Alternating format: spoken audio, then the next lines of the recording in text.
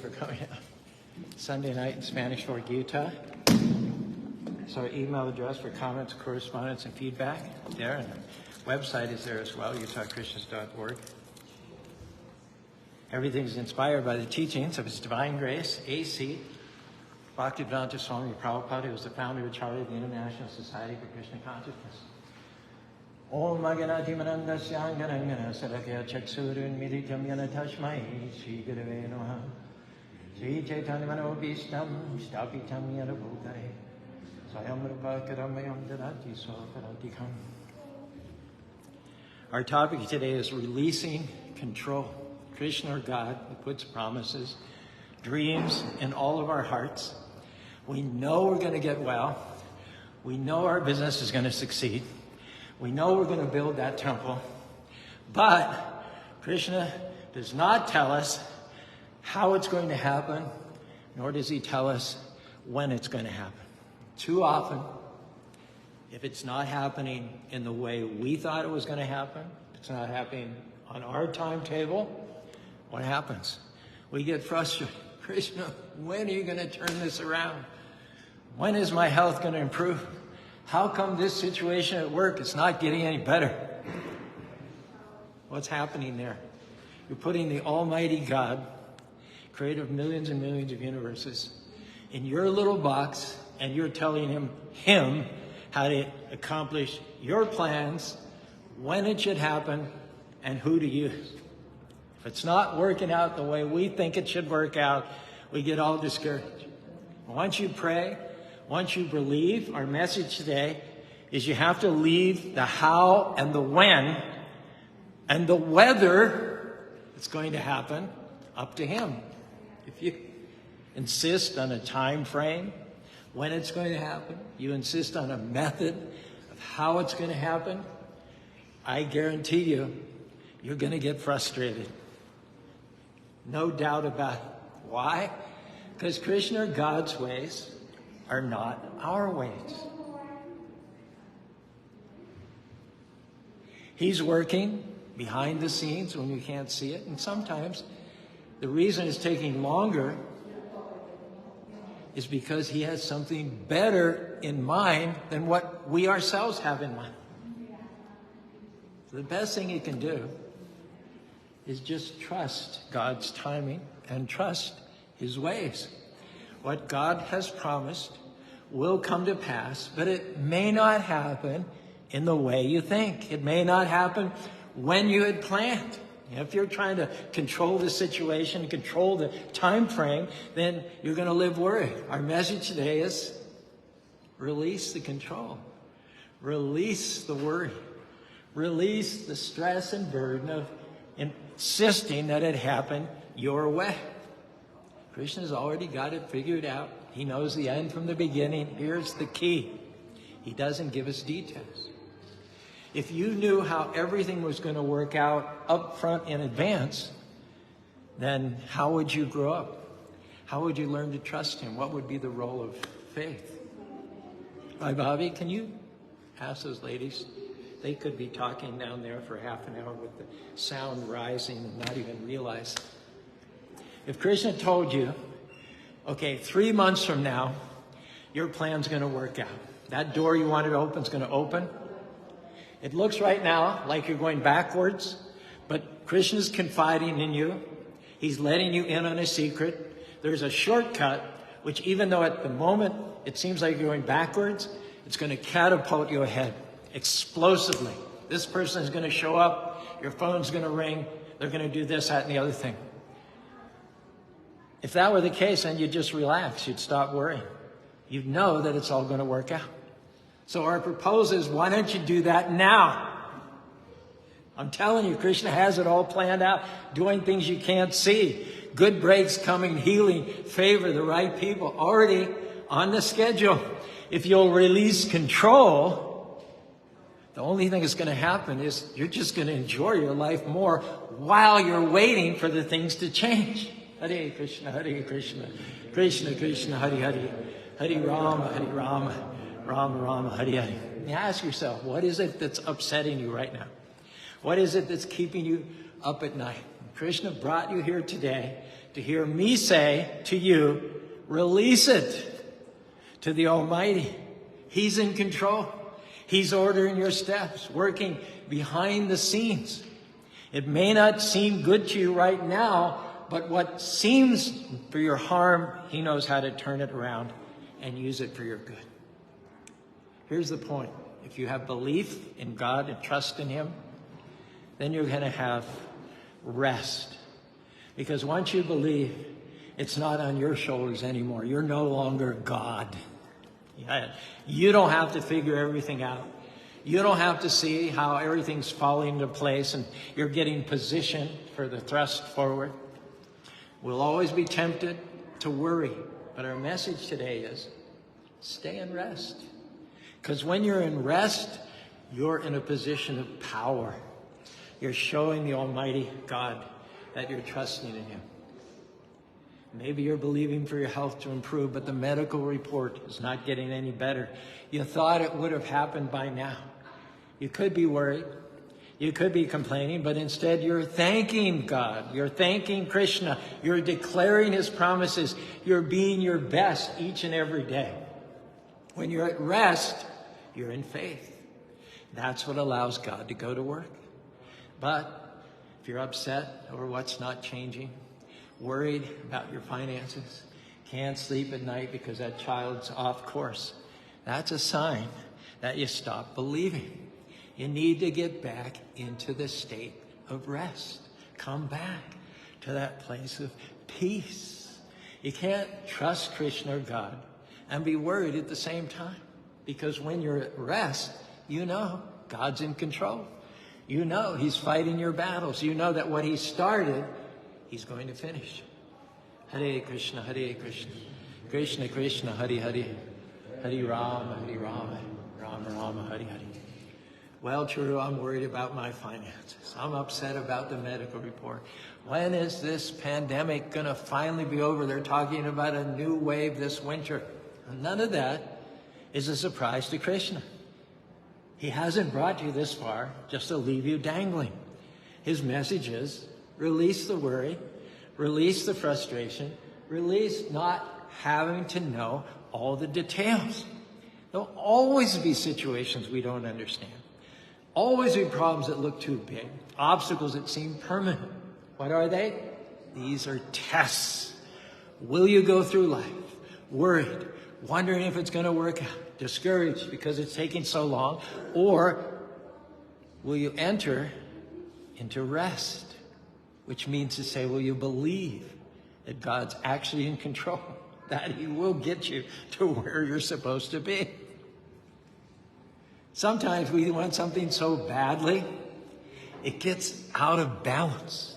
We're not going to be happy. Shall I go down?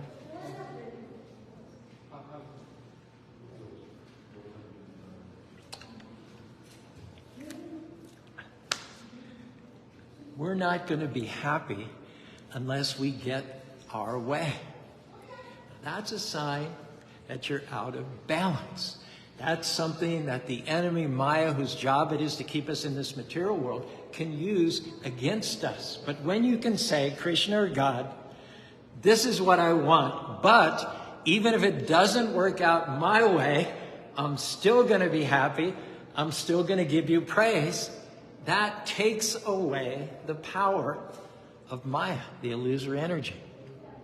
Hold tightly to your dreams, but hold loosely to how Krishna is going to do it. I'll repeat that in case you missed it. Hold tightly to your dreams, but hold loosely on how Krishna is going to do it. That's your takeaway for today. Why? Because Krishna, God, knows how to bring promises to pass, but we have to stay open as to how that's going to happen. If you're set on having it one way, you can get frustrated. God doesn't do things ordinarily. Just look at him. He's playing a flute. He's got a peacock feather jauntily tucked in his crown. He's standing in a threefold bending way, and he has this mischievous look in his eye. Do you think he's going to act according to your limited, tiny, pea-like, ant-like preconceptions? No, that's the beauty. That's the excitement. That's what gives it the juice. He's totally unpredictable, but he does know how to get things done. He created the universe. He hung the stars and the sun in the sky, and it's all working perfectly.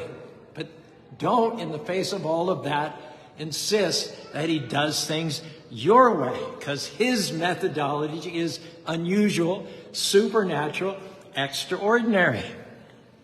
Now, you might be upset about something that's happening in your life, which is actually the direct hand of Krishna. It hasn't happened yet because Krishna wants to do something better than what you're hoping for. That delay, that disappointment, that setback, it's not working against you, it's working for you. Now, you just have to do your part and release control of how it's going to happen. Krishna does out of the ordinary. He does unprecedented. You're not falling behind. You're about to receive a phone call. There's going to be a good break coming your way, a promotion. Suddenly your health turns around. I've learned that Krishna God doesn't always use a straight path. There will be detours, delays, curves, even things that appear like setbacks. Times when you're feeling that you're going the wrong way. Krishna, I'm believing to go in this direction for promotion, healing, freedom. But right now it seems like I'm going not towards those things, but I'm going away. We're seeing inflation. We're seeing divisive politics. We're seeing perhaps another pandemic. Well, don't get set on the method. The way you think it's going to happen may not be the way that Krishna wants to do it. What you can't see on that path, it's the wrong direction, it's another turn. It leads to a shortcut that Krishna intends to use it to catapult you explosively ahead, leading you to a better end goal than you imagine. That's the reason it's taking longer, because it's going to be bigger and better than you thought, more rewarding and more fulfilling. Hare Krishna, Hare Krishna, Krishna Krishna, Hare Hare, Hare Ram, Ram Ram, Hare Hare. Doors aren't opening yet. You don't know what Krishna's up to. You can't see what he's doing behind the scenes. People are coming against you.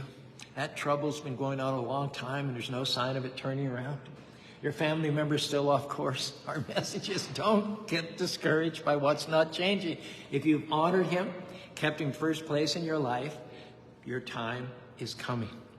There is a set time for Krishna to favor you. A set time for Krishna to heal you. A set time for that problem to turn around. If there is a right time, it means that there's also a wrong time. That means if it hasn't happened yet, it wasn't meant to be just yet. So instead of fighting where you are, my suggestion is to embrace, blossom where you're planted. Krishna, I know you're ordering my steps. I am exactly where you want me to be. So Lord, I thank you that my set times are coming. I promise you, Krishna's not going to be a second late. He's not going to accidentally miss your set time. It's good to be passionate about your dreams, passionate about seeing healing, freedom, promotion. But don't be so consumed with your goals and your ambitions that you're not going to be happy while you're waiting for Krishna to bring it to pass. Don't put your happiness on hold until everything works out. Today is a gift.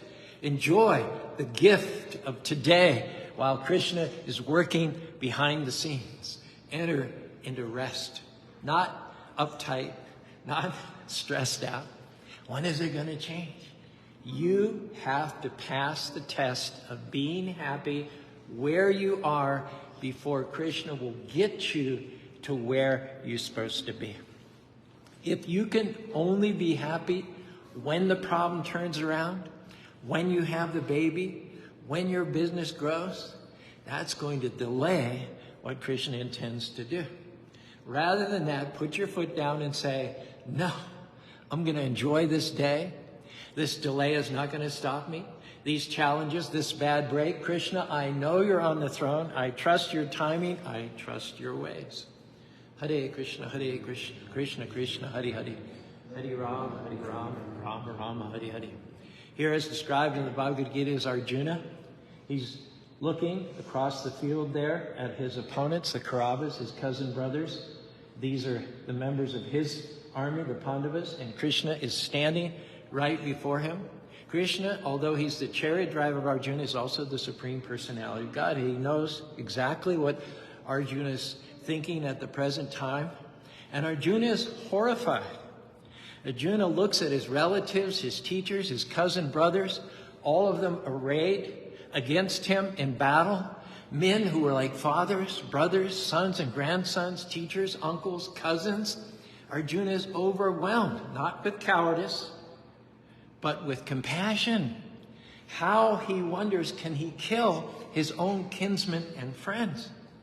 He got weak, he trembled, he dropped his bow, he became paralyzed. He spoke to Krishna in a quivering voice, "My dear Lord, seeing my friends and relatives arrayed before me in a fighting spirit, I feel my limbs quivering and my mouth drying up." Sweat beaded on Arjuna's brow. His breath came in heavy sighs. The sight of old and respected personalities like Bhisma, Drona, Salya, and Balika, all of whom he loved dearly, filled him with grief. The many young princes, sons of the Kauravas and their allies, they were like his own sons. He felt compassion for them too. Even the conspiratorial, criminal sons of Dhritarashtra, headed by Duryodhana, they were foolish, yes, but did Arjuna really want to kill them for their sins? No. At this point, Arjuna loses it. He cries, a seasoned warrior, tears go down his cheeks, and he says, "I would rather they kill me, unarmed and unresisting, than that I should raise my weapons against them for the sake of my own happiness." And at that point, he threw down his weapons and he said, "Krishna, I will not fight." What's Krishna doing? Doing all this agonizing on the part of Arjuna. Krishna is smiling. He's smiling. He says, "Klavyam ma shmagama parta." Arjuna, how have these impurities come upon you in such a critical time? This is not befitting a true Aryan. An Aryan is a man who knows life's true values. This way of thinking does not lead to the higher planets, but to degradation and infamy. Do not yield, O Arjuna, to this impotence. Give up this weakness of heart and arise, O chastiser of the enemies. And Arjuna is still shaking, unconvinced. He says, "Krishna, it is right to kill sinful people. The Kauravas are sinful people, and normally I wouldn't have a problem with curbing the miscreants, but how can I fire arrows at those with whom I have a bodily relationship?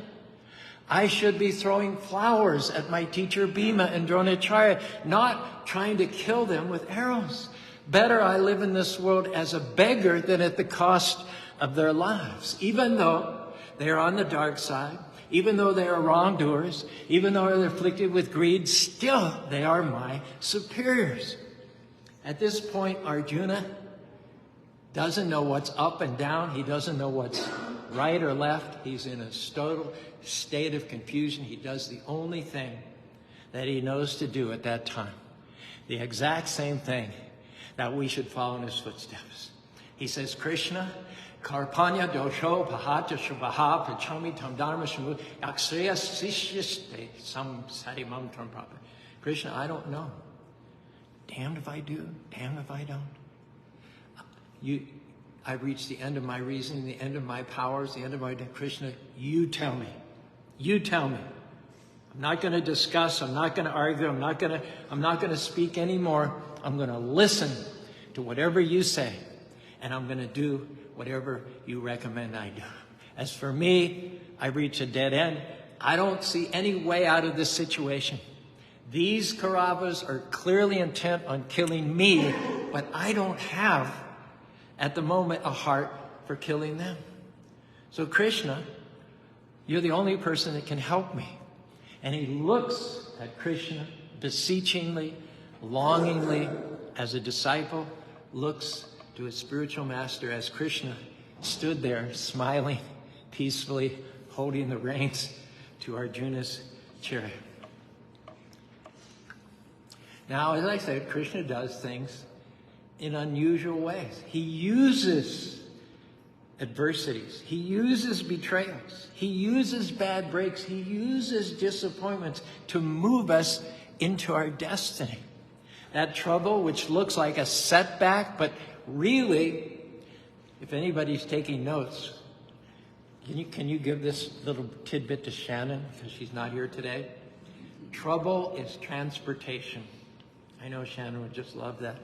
Trouble is transportation. That means Krishna, or God, uses trouble to move you to where he wants you to be.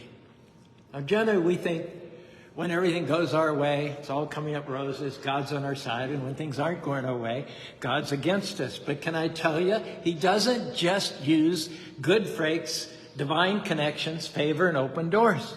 Of course, we thank Krishna, or God, when that happens. We're grateful. We know it's his blessing, but I've learned something else. God uses closed doors. He uses betrayals as much as he uses open doors. He uses people that are against us as much as he uses people who are for us. He uses rejection, betrayal, delays to position us for promotion. And we're not likely to see it at the time. We don't even like it.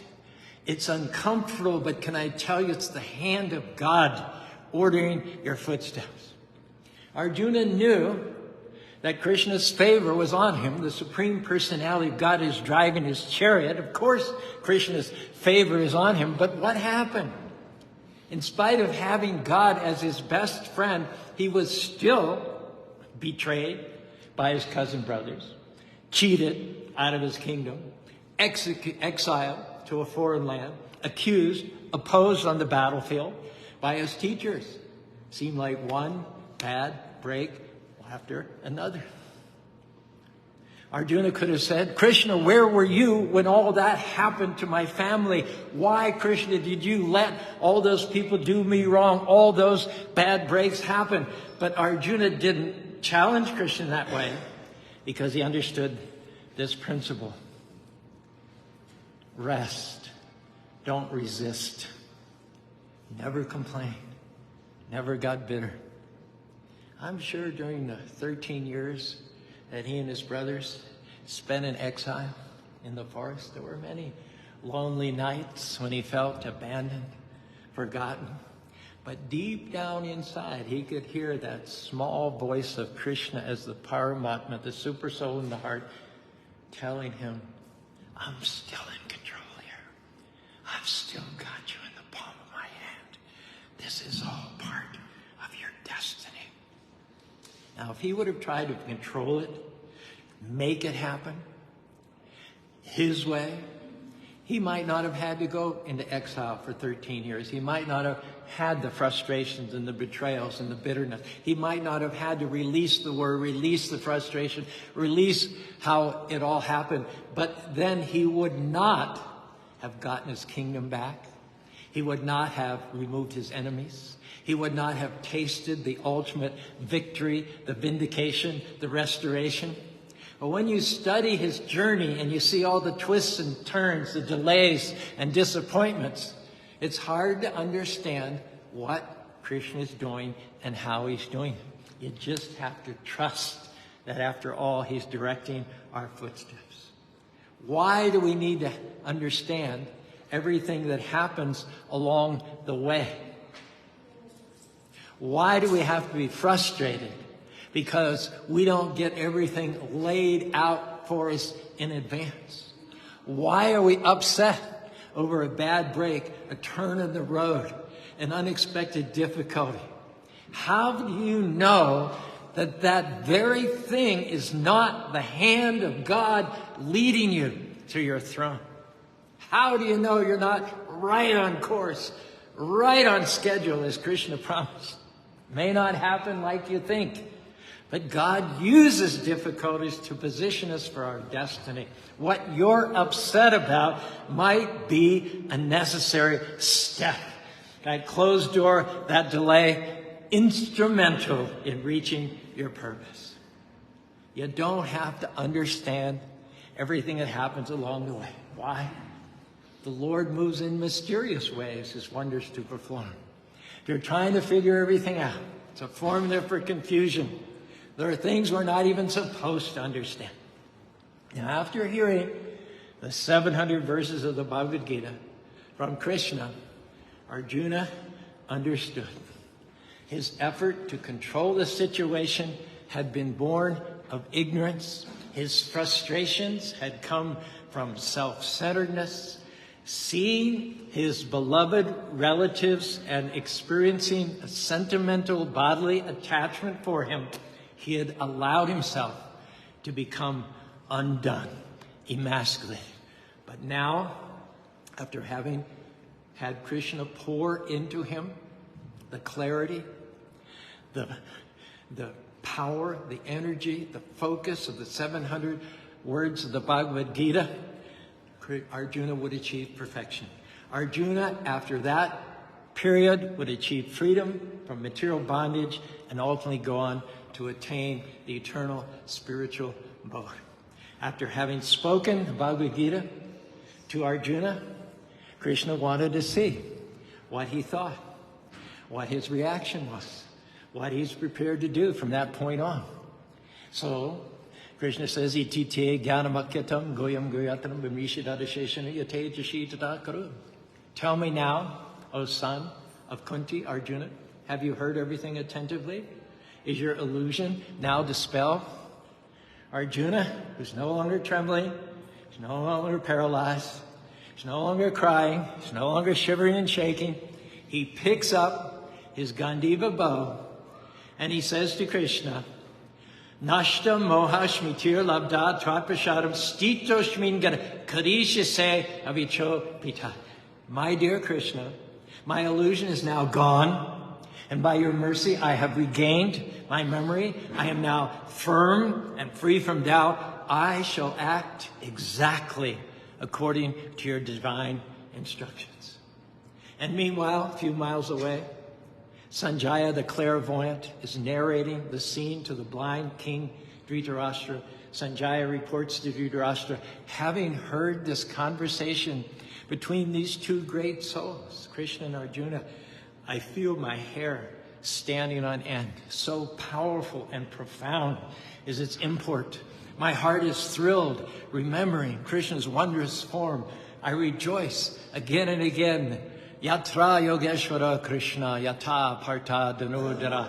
Wherever there's Krishna, the master of mystics, and wherever there's Arjuna, the supreme archer, there will be certainly opulence, victory, extraordinary morality.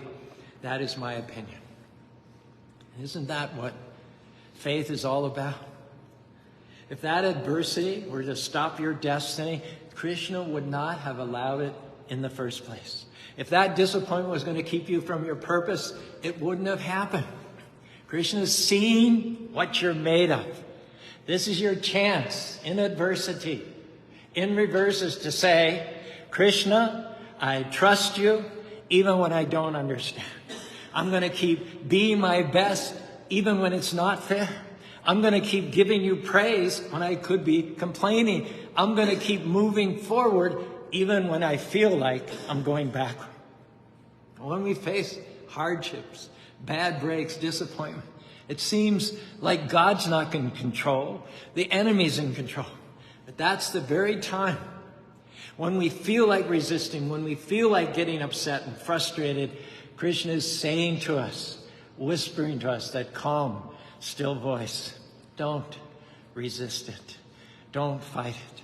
Don't live bitter. Don't try to get even. Trust me. I'm still in control. I'm directing your steps. That betrayal wasn't fair. Why didn't Krishna stop it? Because that betrayal is leading you to your destiny. You didn't like the disappointment. It looks like the enemy has the upper hand. The opposition is holding you down, but you don't know what Krishna is up to. What you can't see is on the other side of the betrayal, on the other side of the sickness, on the other side of the disappointment. Over there, on the other side, is a new level of your destiny. You have to just do your part, stop resisting, and start resting. Hare Krishna, Hare Krishna, Krishna Krishna, Hare Hare, Hare Rama, Rama Rama, Hare Hare. You have to resign as God. Resign trying to straighten everyone out, trying to vindicate ourselves, try to prove to these people that I'm all right, try to fix each and every situation. Krishna is asking you today to relax, release, control. He doesn't need your help. He's God. And I hate to break it to you, but he really ain't looking for your advice. So don't resist anymore. Let him be God. He's willing to fight the battles of those who keep him first place. You don't have to fight. Everything and everyone comes your way. You cannot become who you're created to be without setbacks, without bad breaks, and without disappointments now and then. The good news is the opposition, your enemies, your critics, they're not in control. They're only pawns in the hands of the Most High God. He's ordering your steps. Nothing happens without his permission. You have to be mature enough to know when to resist and when not to resist. You're not supposed to dissipate your energy by fighting every battle that comes along. Krishna uses some of those betrayals, some of those closed doors, those disappointments to move you into your purpose. Don't resist, rest. Don't try to control how everything's going to happen. Do the opposite. Release control, work hard, but release the outcome, the when and the where and the how and the who to Krishna, and be open to what he's doing. When you've done everything you can, you prayed, you believed, you stood in faith, you chanted, there comes a time when you just have to stop fighting, quit trying to force it, quit losing sleep, and release control. Krishna's not going to take you any place where he won't sustain you. Now, how do you release control? Someone might say, Caru. Well, just do it. Just quit worrying about it. Quit losing sleep. Quit trying to make it happen your way and say, Krishna, I trust you. Can you say that with me? Krishna, I trust you. If you prefer not to say Krishna, just say God. God, I trust you. I know you're in control. These winds that are blowing me may seem like a storm, may seem like out of control, but I know that you're using these winds to blow me forwards, to blow me backward, to blow me left, to blow me right. But I know in all of that, they're under your control, and they're going to take me exactly where I'm supposed to be. Those same winds that you think are going to stop you, if you'll stay in faith, honor the Lord by chanting his holy names, Krishna will take those winds, shift them. Instead of blowing you back, they'll come around 180. Instead of against your sails, when they come behind your sails, they're going to blow you forward. All of a sudden, once went for your harm, Krishna's going to turn to your advantage. So ask yourself today as we finish up, are you resisting or are you resting? Are you trying to control everything, upset because it's not happening in your way, trying to force it? Why don't you trust what Krishna is doing? You may not understand it, may not make sense, but one day you'll see. That was necessary for you to reach your destiny. What looked like a setback was really a setup. One last story. In 1998, Bhai Bobby and I, we were poised to start construction of this temple in Spanish Fork. We had $12,000 in the bank, and we spent that $12,000 to level and do the site preparation. Other than that, we didn't have any money to speak of. There were no devotees in the area. It was a very small Indian community. The designer and the acting contractor was going to be Bhai Bobby. She was our ace in the hole. She's talented. She's self-assured. She gives the impression of having things well in hand all the time, even when she doesn't. She has that confidence, that poise.